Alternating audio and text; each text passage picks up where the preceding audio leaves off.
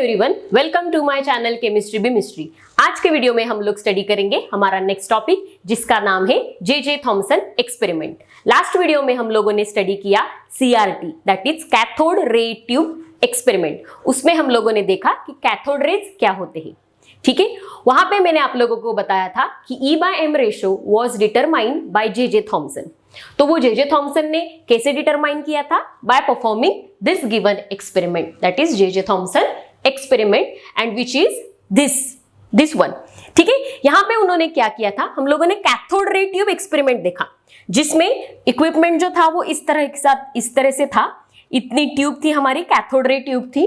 ठीक है, उन्होंने इस कैथोड रे ट्यूब में थोड़े से मॉडिफिकेशंस किए।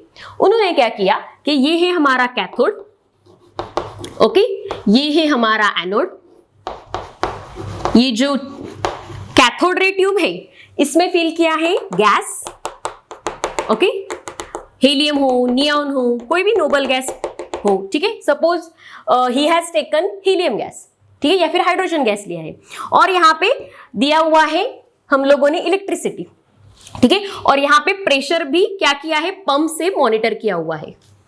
ठीक है, प्रेशर भी क्या हुआ है? पंप से मॉनिटर किया हुआ है। और यहाँ पे सिर्फ उन्होंने एक मॉडिफिकेशन ये किया कि एनोड जो लिया वो परफोरेटेड एनोड लिया, परफोरेटेड एनोड, जिसमें क्या था? होल्स थे छोटे छोटे,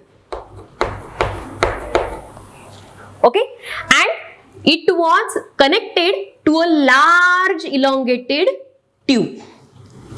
ठीक है, इस तरह से वो इक्विपमेंट में उन्होंने क्या किए? इंप्रूवमेंट्स किए।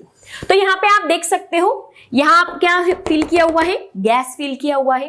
गैस का इलेक्ट्रिसिटी और प्रेशर की वजह से क्या होगा? यहाँ पे आयोनाइजेशन होगा। आयोनाइजेशन होने के कारण cathode is what? Negatively charge, anode is what? Positively charge. ये हम लोगों ने CRT में देखा है।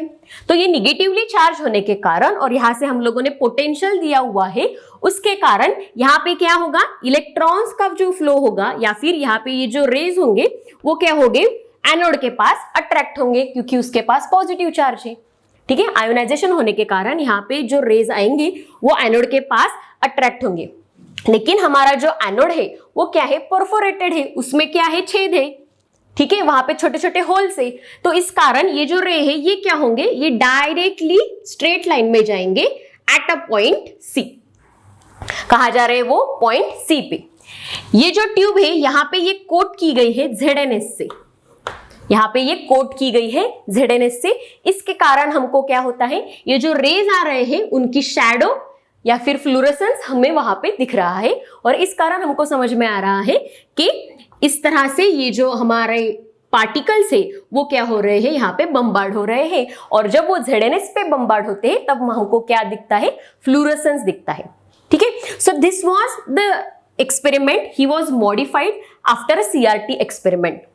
ठीक है, इसमें उन्होंने और दो मॉडिफिकेशंस किए। वो क्या किए? उन्होंने एक इलेक्ट्रिक फील्ड अप्लाई की, electric field as well as magnetic field, दो फील्ड्स उन्होंने अप्लाई किए।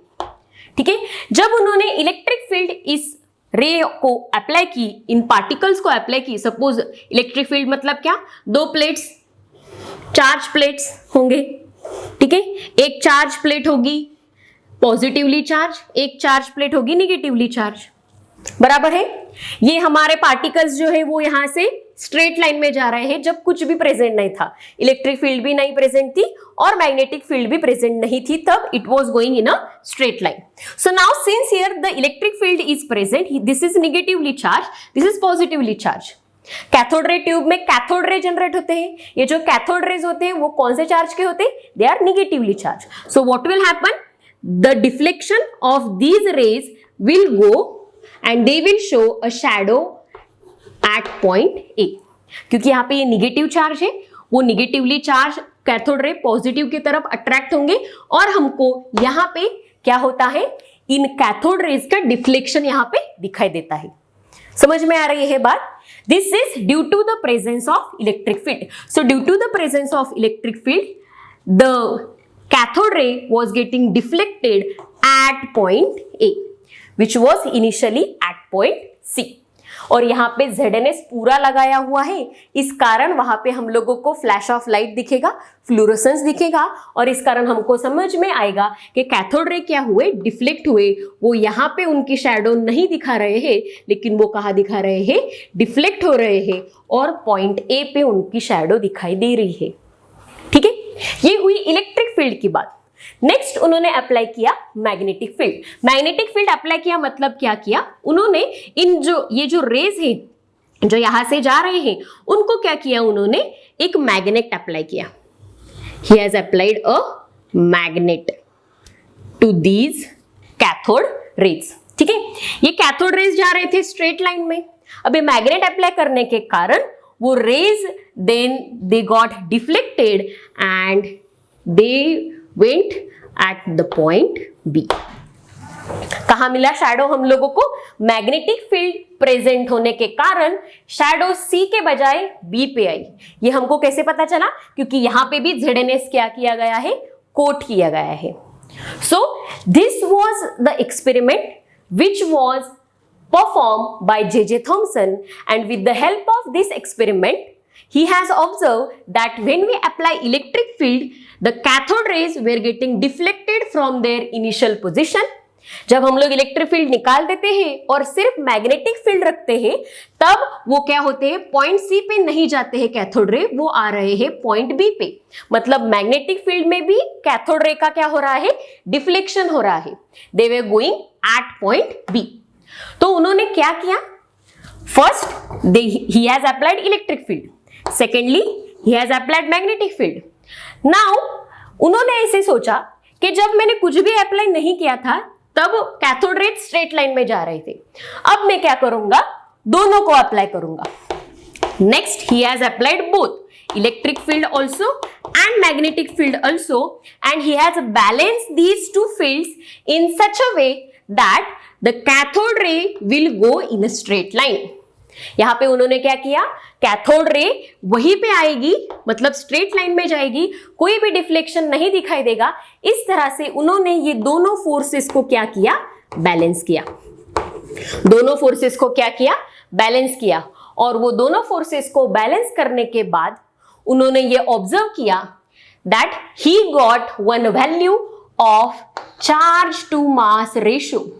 He got one value of charge to mass ratio, and that was equal to 1.75 into 10 raised to 11 coulombs per kg, and that was equal to this value, that is 1.75 into 10 raised to 11 coulomb per kg. Okay, so this is what charge to mass ratio which was determined by J.J. Thomson. उन्होंने क्या किया, electric field और magnetic field apply किया इस तरह से cathode rays को, और उनको ये डिफ्लेक्शन दिखाई दिया। सेपरेटली जब अप्लाई किया तब उन्होंने सोचा कि अगर मैंने साइमल्टेनियसली दोनों फील्ड्स अप्लाई किए तो मैं क्या कर सकता हूं, कैथोड रे को बैलेंस कर सकता हूं। और उस बैलेंस करने के बाद उनको एक वैल्यू मिली। ये वैल्यू कैसे आई, इसका कैलकुलेशन उन्होंने कैसे किया, उस बात की इंफॉर्मेशन हम लोगों को ज्यादा जरूरी नहीं है। हम लोगों को सिर्फ ये वैल्यू जरूरी है कि उन्होंने एक्सपेरिमेंट सेटअप किया, उन्होंने इलेक्ट्रिक फील्ड और मैग्नेटिक फील्ड बैलेंस की, और उनको चार्ज बाय मास रेशियो की वैल्यू मिली, and that was what 1.75 into 10 raised to 11 coulombs per kg। हमको वो वैल्यू कैसे डिटरमाइन किए, कौन कौन से कैलकुलेशंस उन्होंने परफॉर्म किए, ये सब जानने की कोई भी जरूरत नहीं है यहाँ पे। ठीक है, वो हम लोगों को कुछ भी देखना नहीं है, हम लोगों को सिर्फ ये देखना है कि उन्होंने J.J. थॉमसन एक्सपेरिमेंट ने CRT एक्सपेरिमेंट को क्या किया, मॉडिफाई किया, परफोरेटेड एनोड यूज किया।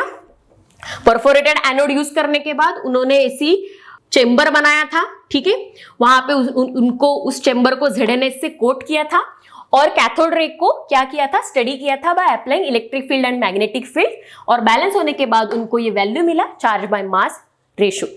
ठीक है, तो J.J. Thomson suggested that the deviation which was happening from its original position due to the presence of electric and magnetic field is depends upon the mass of electron। वो कहाँ पे depend करता है, किस पे डिपेंड करता है, मास of electron, क्योंकि ये जो कैथोड रे है that is nothing but a negatively charged particle, and what is the negatively charged particle, that is nothing but our electron। So the the deflection depends upon the mass of electron, okay, the charge on electron, and it depends upon the strength of electric and magnetic field, depends upon the strength of electric and magnetic field. तो उन्होंने ये suggest किया कि ये जो deflection हो रहा है इलेक्ट्रॉन्स का वो किस पे डिपेंड करता है, इलेक्ट्रॉन के मास पे, वो चार्ज ऑफ इलेक्ट्रॉन पे भी डिपेंड करता है, और जो हम लोग स्ट्रेंथ अप्लाई कर रहे हैं इलेक्ट्रिक फील्ड और मैग्नेटिक फील्ड की, उस पे भी वो क्या करती है, डिपेंड करता है. So by accurate measurements carrying out on the deflections due to the electric and magnetic field, J.J. Thomson was able to determine the charge by mass ratio and that was equal to this value. यहाँ पे charge इसको इस तरह से भी लिखा जाता है E by M. What is E? E is the charge of that given electron and M is the mass of electron. Charge हम लोग किस में एक्सप्रेस करते हैं, कूलॉम में, और मास एक्सप्रेस करते हैं केजी में, इसलिए इसका यूनिट है कूलॉम पर kg. So this was the experiment which was performed by J.J. Thomson. He was first to determine the charge to mass ratio by modifying the CRT experiment in this way. So he was able to find out the charge to mass ratio, but he was not able to find out the charge. ठीक, तो इस तरह से charge by mass ratio was firstly determined by J.J. Thomson by doing this experiment. ठीक है, लेकिन उनको ये सवाल पूछा गया कि चार्ज ऑफ इलेक्ट्रॉन क्या है. आपको चार्ज बाय मास रेशियो तो मिल गया, लेकिन चार्ज क्या है इलेक्ट्रॉन पे, कौन सा चार्ज है, निगेटिवली चार्ज है वो बराबर है, लेकिन कौन सा चार्ज है. So there comes a new scientist whose name is R.A. Millikan. R.A. Millikan. Yes, he was a scientist, he was a physicist actually. He had successfully determined the charge of an electron by performing his experiment of oil drop. उन्होंने perform किया था oil drop experiment, और वो experiment determine करके, उस experiment को study करके उन्होंने इलेक्ट्रॉन का चार्ज फाइंड आउट किया. तो चलो देखते हैं what is that oil drop experiment. Now let's discuss the charge of an electron was determined by R.A. Millikan by performing a method which is oil drop method. Okay, so R.A. Millikan ने क्या किया, उनके oil drop method का use करके उन्होंने electron का charge major किया. Electron का चार्ज मेजर किया. तो उनका एक्सपेरिमेंट कैसा था, तो ये आप डायग्राम में देख सकते हो. यहाँ पे इस तरह से उन्होंने क्या किया था, अपरेटर्स सेट किए थे, ठीक है, ऑयल ड्रॉप एक्सपेरिमेंट में. तो यहाँ पे आप देख सकते हो ये क्या है, स्प्रे है या फिर एटोमाइजर है, इसमें फिल किया हुआ है ऑयल. ठीक है, ये ऑयल क्या करता है, ये स्प्रे जो होता है, स्प्रे करेंगे ऑयल को इसमें. ये जो ऑयल स्प्रे हो रहा है, ये डॉटेड आप लोगों को ऑयल के ड्रॉपलेट्स दिख रहे हैं, ये इस तरह से स्प्रे कर रहा है ऑयल को, जिस वजह से यहाँ पे क्या होता है, मिस्ट ऑफ एटम्स ऑफ और द ड्रॉप्स ऑफ, इतना छोटा ड्रॉप मिलेगा हमको ऑयल का कि वो क्या होगा, छोटा एटम होगा ऑयल का. Okay, it will be a small atom of oil, और that oil drop is subjected in between two charge plate. One is a positively charged plate and another one is a negatively charged plate. Upper plate is having one hole in it. ठीक है, और उस whole में से वो इतना ही छोटा whole है जिससे सिर्फ एक ऑयल का ड्रॉप यहां से क्या हो सकता है, बाहर निकल सकता है. ठीक है, यहाँ पे एक टेलीस्कोप रखा हुआ है जिससे हम लोग ऑयल ड्रॉप को देख सकते हैं. टेलीस्कोप रखा है, माइक्रोस्कोप नहीं. So telescope is placed here in order to observe the oil drop. ठीक है, टेलीस्कोप ज्यादा पास में नहीं होगा, वो थोड़ा दूर ही होगा. ठीक है, लेकिन टेलीस्कोप के द्वारा हम लोग ऑयल को देख सकते हैं. ठीक है, इसलिए यहाँ पे टेलीस्कोप रखा हुआ है. यहाँ पे एक्सरे भी बम्बार्ड किया हुआ है इस चेंबर में. ठीक है, इस चेंबर में क्या किया गया है, ये दोनों चार्ज प्लेट के अंदर एक्सरे बम्बार्ड किया गया है. उससे क्या होगा कि ये जो ऑयल ड्रॉप आएगा, ऑयल एटम आएगा, वो क्या होगा, एक्सरे के आने की वजह से यहाँ पे इस एटम का आयोनाइजेशन होगा, और ये आयोनाइजेशन होने के कारण देखो यहाँ पे क्या हो रहा है, it will get converted into a charge species and that's why it will be a charge oil drop. वो क्या होगा, चार्ज ऑयल ड्रॉप होगा. तो उन्होंने क्या किया कि ऑयल को स्प्रे किया यहाँ पे, it is in the form of mist. Due to the gravitational force क्या होगा, वो जो ड्रॉप होगा वो क्या होगा, इस होल में से नीचे जाएगा ग्रेविटेशनल फोर्स की वजह से। ठीक है, तो यहाँ पे अपर प्लेट को पॉजिटिव चार्ज है और लोअर प्लेट को नेगेटिव चार्ज है, उसके कारण ये ऑयल ड्रॉप क्या होगा, it will experience certain electrical field around it. लेकिन यहाँ पे ग्रेविटेशनल फोर्स होने के कारण वो ऑयल ड्रॉप क्या होगा, नीचे जाएगा। ठीक है, ग्रेविटेशनल फोर्स के कारण जो भी चीज हम लोग ऊपर से नीचे जाती है वो क्या जाती है, वो खुद से ही जाती है, ऊपर से कुछ भी फेंको वो नीचे चली जाती है। ठीक है, so due to such a gravitational force ये जो ऑयल ड्रॉप है ये क्या हो रहा है, नीचे नीचे आ रहा है। So by adjusting this electrical field strength in such a way that the drop will experience this upper electric field. okay, ये क्या है, पॉजिटिवली चार्ज है, ड्रॉप क्या है, इलेक्ट्रिकली चार्ज है, निगेटिव चार्ज। तो इस कारण उस पे क्या होगा, ये अपर इलेक्ट्रिक फील्ड भी होगा और डाउनवर्ड फोर्स जो है ग्रेविटेशनल फोर्स वो भी इस पे एक्ट हो रहा है। तो हम लोगों को इलेक्ट्रिक फील्ड इस तरह से यहाँ पे बैलेंस करनी है कि हमारा ऑयल जो है इसमें क्या होगा, ये upper electric field will get balanced with the downward gravitational force so that the drop will remain stationary. So that the drop will remain stationary. हमको उसको क्या करना है, एक जगह पे फिक्स करना है। तो एक जगह पे फिक्स करने के लिए हम लोगों को क्या करना पड़ेगा, वो इलेक्ट्रिक फील्ड इस तरह से बैलेंस करनी पड़ेगी कि अपर इलेक्ट्रिक फील्ड और डाउनवर्ड ग्रेविटेशनल फोर्स क्या हो रहे हैं, बैलेंस हो रहे हैं। So by measuring this amount of charge on these two plates and by knowing the mass of a given drop plate, we can determine the charge of electron, or he has able to determine the charge of electron. The mass of droplet was determined from the rate of flow of droplet through the air when the plates are uncharged. जब plates uncharged होंगे तब जो droplets का flow होगा, rate of fall of droplets under a circumstances when the plates are uncharged, तब हम लोग क्या कर सकते हैं, ड्रॉप का मास डिटरमाइन कर सकते हैं। मतलब उन्होंने उस तरह से ड्रॉप का मास डिटरमाइन किया और उनको ड्रॉप का मास डिटरमाइन होने के बाद उन्होंने क्या किया, चार्ज ऑफ इलेक्ट्रॉन डिटरमाइन किया और वो चार्ज उनको मिला 1.6 इंटू 10⁻⁻19 कूलम्स। क्या है charge, 1.6 into 10⁻⁻19 coulomb. Since it is a charge on electron, magnitude उसकी इतनी है और उसका साइन क्या है, माइनस। समझ में आ रही है बात, -1 माइनस 1.6 इंटू 10⁻⁻19 कूलम। ठीक है, तो ये हो गया आर.ए. मिलिकन का experiment, that is oil drop method experiment, in which he has determined the charge of an electron, और इसकी डिस्कवरी हुई थी 1909 में। ठीक है, 1897 में जे थॉमसन ने क्या किया था, कैथोड रे एक्सपेरिमेंट को डेवलप करके उन्होंने उनका एक्सपेरिमेंट परफॉर्म किया था अराउंड 1897। तब उन्होंने E/m that is charge by mass ratio बताया था, दैट इज इक्वल टू, अभी हम लोगों ने देखा 1.75 इंटू 10⁻11 कूलम्स पर केजी। और उसके बाद आर.ए. मिलिकन ने चार्ज ऑफ इलेक्ट्रॉन डिटरमाइन किया और इससे हम लोग क्या डिटरमाइन कर सकते हैं, मास ऑफ इलेक्ट्रॉन। तो ठीक है, हम लोग क्या करेंगे, मास डिटरमाइन करने के लिए हमको चार्ज की वैल्यू मिल गई तो मैं क्या करूंगी, मास को उधर भेजेंगे तो charge upon 1.75 into 10⁻11 we will get mass. Charge कितना है ये लिखिए मैंने यहाँ पे value, -19 coulomb, this is coulomb per kg. तो मास हमको मिलता है 9.1 into 10⁻31 kg. This is what mass of electron. समझ में आ रही है बात। यहाँ पे देखो फिर से मैं बताती हूँ, यहाँ पे एक स्प्रे रखा है, स्प्रे होता है, उस स्प्रे से ऑयल क्या हो रहा है, यहाँ पे स्प्रे हो रहा है, ठीक है, इन द फॉर्म ऑफ मिस्ट।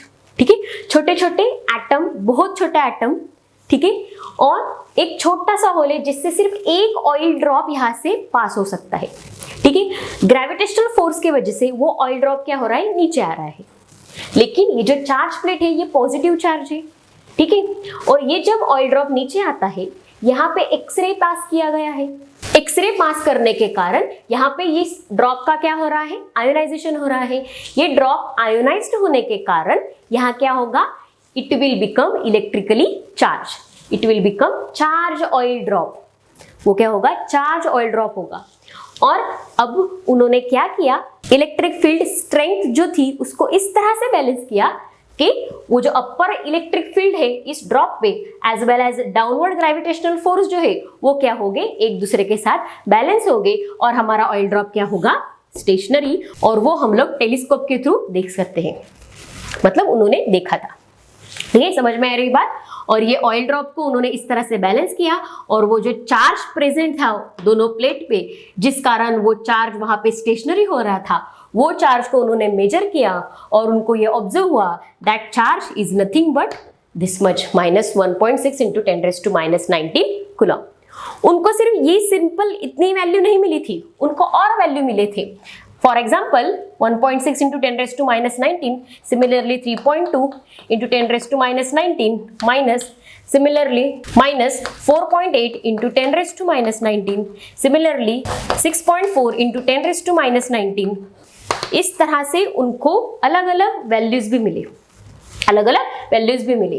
तो ये क्या है, these are integral multiple of this value, all these values are integral multiple of this value. मतलब ये जो चार्ज है ये किसका है, 1 इलेक्ट्रॉन का है। ये जो चार्ज है वो किसका है, 2 इलेक्ट्रॉन्स का। दिस इज 3 इलेक्ट्रॉन्स का चार्ज, दिस इज 4 इलेक्ट्रॉन्स का चार्ज। समझ में आ रही है बात। सो smallest unit is this one, smallest charge is this one, but if you are getting charge is this much, अगर आप लोगों को कोई वैल्यू बताए कि हम लोगों ने आरे मिलिकन का एक्सपेरिमेंट किया और वहां पे हम लोगों को वैल्यू मिली ये, तो वहां पे कितने इलेक्ट्रॉन्स की वैल्यू है, वो कितने इलेक्ट्रॉन्स का चार्ज है, वो that is the charge present on 2 electrons. This is the charge present of due to the 3 electrons, this is a charge due to 4 electrons. ठीक है, so this is what integral multiple of that given charge। ठीक है, so NE, ठीक है, smallest unit क्या होगा, -1.6 into 10⁻⁹ coulomb, that is the charge which is present on electron which was discovered, which was measured by R.A. Millikan in 1909 by using an experiment which is known as a oil drop experiment। तो आज के video में बस इतना ही। Next time मिलेंगे next discovery के साथ। Thank you so much for watching this video.